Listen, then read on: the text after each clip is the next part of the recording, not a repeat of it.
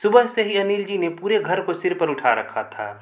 अभी घर की पूरी सफाई नहीं हुई, फूलदान में ताज़े फूल नहीं सजाए गए, मेहमानों के नाश्ते खाने की पूरी व्यवस्था नहीं हुई। कब होगा सब, कहते हुए वे झुझलाए फिर रहे थे। अनिल जी की बेटी श्रेया को इतने बड़े खानदान के लोग देखने आ रहे थे। लड़का सॉफ्टवेयर इंजीनियर था, बहन कॉलेज में लेक्चरार और पिता शहर के जाने माने बिजनेसमैन।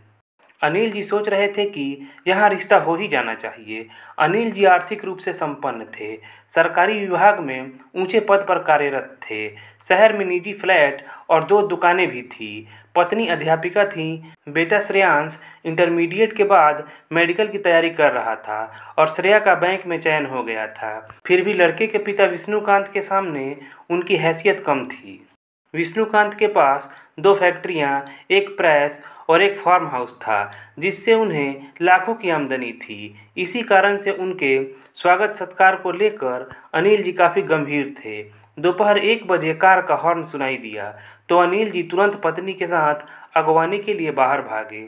थोड़ी ही देर में ड्राइंग रूम में विष्णुकांत अपनी पत्नी और बेटी के साथ पधारे, परंतु श्रेया जिसे देखना चाहती थी वह नजर नहीं आ रहा था।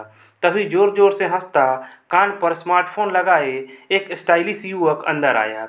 लंबे बाल, बाहों पर टैटू, स्लीवलेस टी शर्ट और महंगी जीन्स पहने वह युवक अंदर आते ही अनिल जी व उनकी पत्नी को हेलो कहकर सोफे पर बैठ गया। श्रेया, माँ ने आवाज़ दी तो श्रेया नाश्ते की ट्रे लेकर ड्राइंग रूम में पहुंची। बैठो बेटी, कहकर विष्णुकांत की पत्नी ने उसे अपने पास ही बिठा लिया। उन्होंने परिचय कराया, प्रतीक, इससे मिलो, यह है श्रेया। ओह, तो प्रतीक है इसका नाम, सोचते हुए श्रेया ने उस पर एक उड़ती नज़र डालकर बस हाय कह दिया। खुशनुमा माहौल में चाय, नाश्ते और लंच का दौर चला। सबकी बातचीत होती रही, लेकिन प्रतीक तो जैसे वहाँ होकर भी नहीं था। वह लगातार अपने स्मार्टफोन पर ही व्यस्त था। अच्छा अनिल जी, अब हम चलते हैं। मुलाकात काफ़ी अच्छी रही।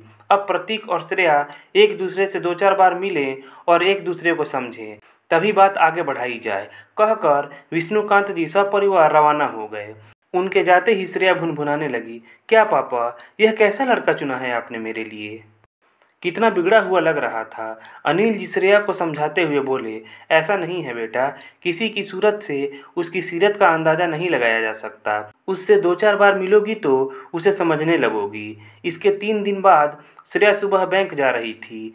देर होने के कारण वह स्कूटी काफ़ी तेज़ गति से चला रही थी कि तभी सड़क पर अचानक सामने आ गए एक कुत्ते को बचाने के चक्कर में उसकी स्कूटी सड़क पार कर रहे एक बुजुर्ग से जा टकराई।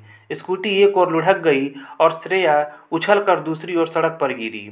श्रेया को ज़्यादा चोट नहीं लगी, पर बुजुर्ग को काफ़ी चोट आई। उनका सिर फट गया था और वे बेहोश पड़े थे। श्रेया का तो दिमाग ही काम नहीं कर रहा था कि क्या करे। तभी प्रतीक वहां से गाड़ी से गुजर रहा था। उसने यह दृश्य देखा तो वह फौरन अपनी गाड़ी से उतरकर श्रेया के पास आकर बोला, आर यू ओके? फिर वह उन बुजुर्ग की ओर लपका, अरे ये तो बहुत बुरी तरह घायल हैं। सुनसान सड़क पर मदद के लिए कोई नहीं था। अपनी चोटों की परवाह न करते हुए श्रेया उठी और घायल बुजुर्ग को गाड़ी में डालने में प्रतीक की मदद करने लगी। आइए, आप भी बैठिए, आपको भी इलाज की ज़रूरत है। मैं अपने मैकेनिक को फ़ोन कर देता हूँ, वह आपकी स्कूटी ले आएगा। श्रेया को भी गाड़ी में बैठाकर प्रतीक बड़ी तेज़ी से नज़दीक के जीवन ज्योति हॉस्पिटल पहुँचा। डॉक्टर अंकल, एक एक्सीडेंट का केस है, घायल काफ़ी सीरियस है, आप प्लीज़ देख लीजिए। डोंट वरी प्रतीक बेटा, मैं देखता हूँ। डॉक्टर साहब ने तुरंत घायल का उपचार शुरू कर दिया। एक जूनियर डॉक्टर श्रेया के जख्मों की मरहम पट्टी करने लगी। प्रतीक जाकर कैंटीन से 2 कप चाय ले आया। चाय पीकर श्रेया ने राहत महसूस की। हेलो पापा, मेरा एक छोटा सा एक्सीडेंट हो गया है, पर आप चिंता ना करें, मुझे ज़्यादा चोट नहीं लगी है, पर एक बुजुर्ग को काफ़ी चोट आई है। आप जल्दी से आ जाइए। हम यहाँ जीवन ज्योति हॉस्पिटल में हैं, श्रेया ने पापा को फ़ोन पर बताया। अब वह अपने को कुछ ठीक महसूस कर रही थी। थैंक यू वेरी मच, आपने ऐन वक्त पर आकर जो मदद की है उसके लिए तो धन्यवाद भी काफ़ी छोटा महसूस होता है। मैं आपका यह एहसान ज़िंदगी भर नहीं भूलूंगी। अरे नहीं, यह तो मेरा फ़र्ज़ था। मैंने डॉक्टर अंकल को कह दिया है कि वे पुलिस को इन्फॉर्म ना करें। हॉस्पिटल में सब मुझे जानते हैं। मेरे पिता इस हॉस्पिटल के ट्रस्टी हैं। तभी अनिल जी भी पत्नी सहित वहां पहुंच गए। श्रेया ने उन्हें घटना की पूरी जानकारी दी तो वे बोले, प्रतीक बेटा, यदि आप वहां ना होते तो बहुत मुसीबत हो जाती। Thank you very much.